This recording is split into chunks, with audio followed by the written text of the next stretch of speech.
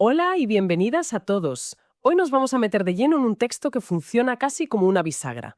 Es un punto de inflexión donde, toda la gran teoría teológica aterriza en la vida cotidiana. Hemos estado revisando varios comentarios sobre el capítulo 4 de la Epístola a los Efesios y todos coinciden en una cosa. Aquí es donde las ideas más abstractas se convierten en acciones muy, muy concretas. Nuestra misión, digamos, es desgranar cómo el capítulo conecta la identidad, el quién eres, con la conducta, el cómo vives. Has dado en el clavo con lo de bisagra. Es que es justo eso. Es el momento en que toda la teología de los primeros capítulos aterriza y dice, vale, ¿y ahora qué? El texto exige una transformación real, o sea, algo que se pueda tocar. Vamos a ver cómo construye un argumento que va desde un llamado a la unidad hasta, fíjate, instrucciones detalladísimas sobre cómo hablar, cómo gestionar un enfado o incluso para qué sirve trabajar. Es, en esencia, un manual de instrucciones para una nueva humanidad. Me encanta esa idea de manual de instrucciones. Pues si te parece, empecemos por el principio. El capítulo arranca con una frase que suena muy solemne: llevar una vida digna del llamamiento recibido. ¿Qué significa exactamente ser digno aquí? Porque, suena a que es algo que te tienes que ganar. Es una pregunta fundamental, sí, porque nuestra idea de dignidad nos puede confundir. Los textos que hemos visto señalan que la palabra griega axios no tiene que ver con mérito, sino con equilibrio. Viene del mundo de las balanzas. Imagina una balanza de dos platos. En uno pones el llamamiento, esa nueva identidad que has recibido, y en el otro tu vida, tu conducta diaria. La idea es que la balanza esté nivelada, que tu forma de vivir pese lo mismo que quien dices que eres. O sea, no es ganárselo, es reflejarlo. Entendido. Es una cuestión de coherencia, entonces, de equilibrio. ¿Y por dónde se empieza a construir esa vida coherente? ¿Cómo se mantiene esa balanza? Pues el texto es muy claro. Se empieza por la comunidad. Y lo primero no es crear la unidad, sino guardarla, como si fuera un tesoro. Y para eso enumera 4 actitudes clave. La primera es la humildad, tapeino frosune en griego. Y esto, según los análisis, era Bueno, era una bomba. una bomba. ¿Por qué? Porque en el mundo grecorromano, la humildad era vista como algo servil, despreciable. El ideal era la megalopsiquia, la grandeza de alma.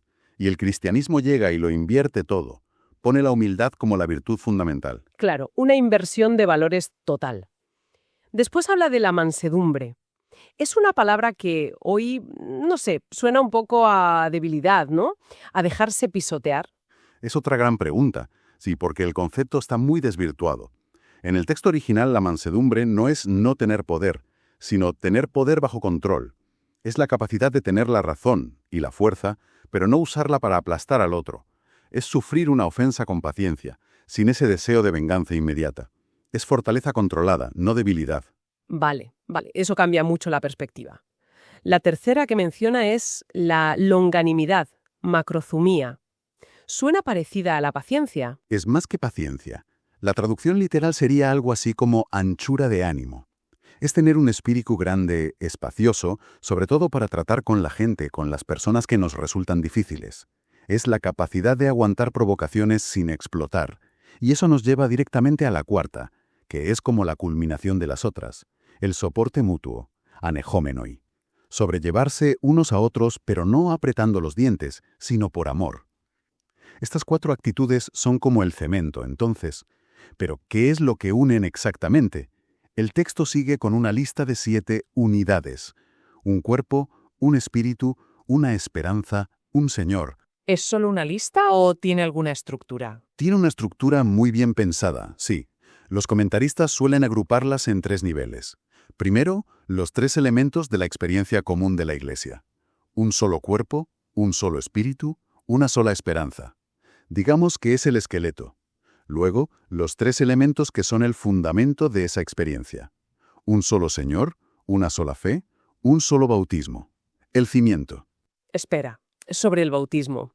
Los otros elementos de esa lista son espirituales, invisibles, ¿no? El Señor, la fe, el espíritu. Pero el bautismo es un rito físico. ¿No rompe un poco la coherencia? Es una observación muy aguda, muy buena. Y por eso mismo, varios de los textos que manejamos argumentan que, para mantener esa coherencia, es probable que no se refiera solo al rito del agua. La idea sería que se refiere a la realidad espiritual que el rito simboliza, esa inmersión común de todos en Cristo. Y por encima de todo, coronando estos dos grupos, está el evento que lo engloba todo, un solo Dios y Padre de todos. Es una arquitectura de la unidad muy sólida, la verdad. Pero justo después de insistir tanto en la unidad, el texto da un giro. Empieza a hablar de diversidad, de dones diferentes para cada uno. A primera vista parece una contradicción. Más que una contradicción, es el complemento. Es que es necesario. La unidad no es uniformidad. En el versículo 7 se habla de la gracia dada a cada uno, conforme a la medida del don de Cristo. Ojo, no es la gracia que salva, que esa es total y para todos. Son dones específicos, capacidades para el servicio. Como en un cuerpo, todos formamos un solo cuerpo, pero el ojo no hace lo mismo que la mano. La diversidad de funciones es lo que hace que la unidad funcione.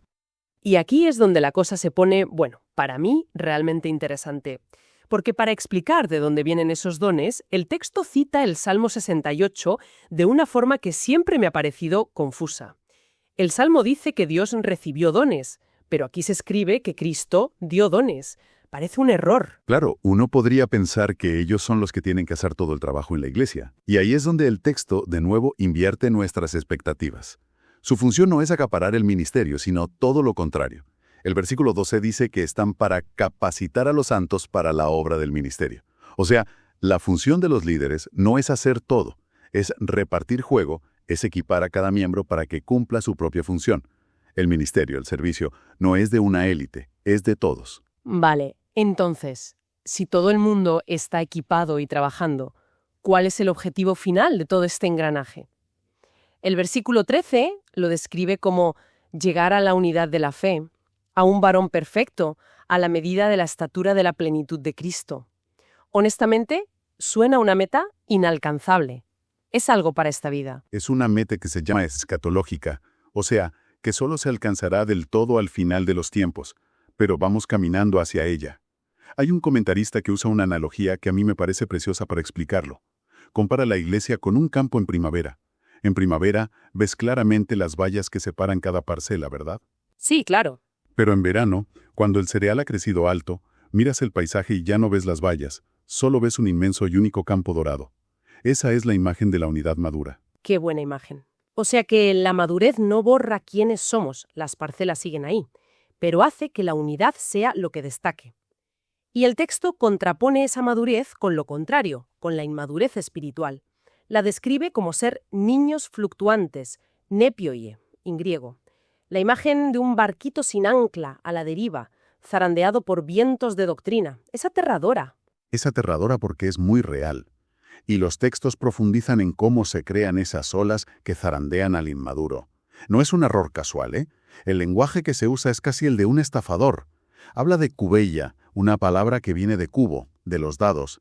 Es la idea de hacer trampas, de manipular el juego. O sea que no es solo una enseñanza equivocada, es que hay mala intención, hay engaño. Exacto. Y no se queda ahí. Menciona también la panourgia, que es esa astucia maliciosa. Y la mezodeia, de donde viene nuestra palabra método, pero aquí en un sentido totalmente negativo. Un plan perverso y premeditado para que la gente se extravíe. Y finalmente, plane, la raíz de nuestra palabra planeta, que significaba errante. La idea de un error que te saca de órbita, que te hace dar vueltas sin rumbo. Frente a todo ese caos de engaños y manipulación, ¿cuál es la solución? ¿Cómo se ancla ese barquito a la deriva? La solución está en el versículo 15, seguir la verdad en amor, aunque la traducción es más compleja. El verbo griego es aleteontes, que es muy difícil de traducir con una sola palabra. Es algo así como verdadeando. Verdadeando. Sí, no es solo decir la verdad, es vivirla, encarnarla, actuar conforme a ella, y hacerlo siempre en un contexto de amor. Porque la verdad sin amor es un arma, y el amor sin verdad es puro sentimentalismo. Claro, se necesitan las dos. Son el ancla y el timón. Y supongo que el siguiente paso es describir cómo navega un barco que va bien. El versículo 16 parece el clímax de toda esta sección. Es el clímax, sin duda.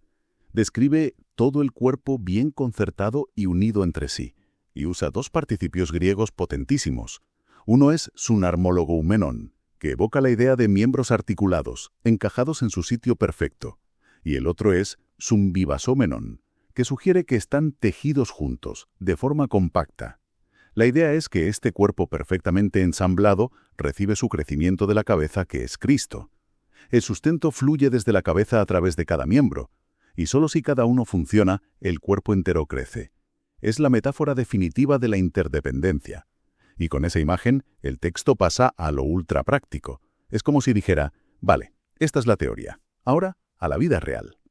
Me encanta la metáfora que usa, la del cambio de ropa. ¿Qué implica exactamente eso de despojarse del viejo hombre y vestirse del nuevo? ¿Implica una ruptura radical? El texto describe la vida de antes con trazos muy oscuros, entendimiento entenebrecido, dureza de corazón, impureza. Despojarse es como quitarse esa ropa sucia. Pero es crucial que no es algo de una sola vez. El texto dice que hay que ser renovados en el espíritu de vuestra mente. Es un proceso continuo, una decisión diaria de vestirse del nuevo hombre. Y los siguientes versículos son como ejemplos de lo que hay en el armario de ese nuevo hombre. El primero, sobre la mentira. Da una razón muy curiosa para no mentir. No es simplemente porque está mal, no. La razón es profundamente comunitaria. Hablad verdad cada uno con su prójimo, porque somos miembros los unos de los otros.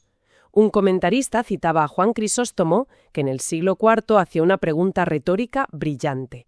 Decía, si el ojo ve una serpiente, ¿acaso le miente al pie para que no se aparte? Mentir dentro de la comunidad es una autolesión. Es como si tu mano derecha engañara a la izquierda. No tiene ningún sentido. Es un argumento aplastante, la verdad. El siguiente ejemplo, el de la ira, también es fascinante. No la prohíbe del todo, pero le pone un límite de tiempo muy estricto. No se ponga el sol sobre vuestro enojo. ¿Por qué esa urgencia? Porque el texto reconoce que puede haber una ira justa, una indignación contra el pecado, pero el peligro es que esa ira se convierta en rencor, en amargura. El límite de la puesta de sol es una regla de sabiduría práctica para no dejar que el enfado eche raíces, y la razón que da es tremenda. El rencor persistente es dar lugar al diablo. Ya, es como abrirle una puerta. Exacto.